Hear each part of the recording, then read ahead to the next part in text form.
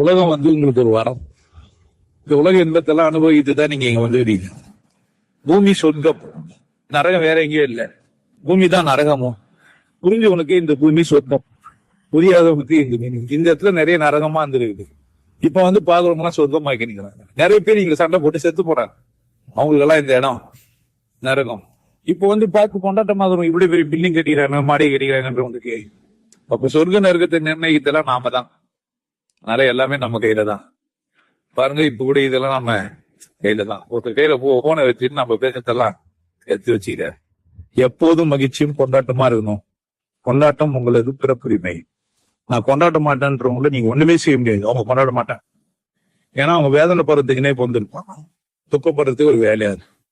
அவங்கள பார்த்து நீங்க துக்கப்படுற மாதிரி நடிக்கணும். இல்லைன்னா அதனால இன்னும் அவங்க துக்கமாயிடுவாங்க. பார்த்து இந்த உலகத்தை கொண்டாடுங்க, மகிழ்ச்சியா இருங்க, ஆனந்தமா இருக்கும்.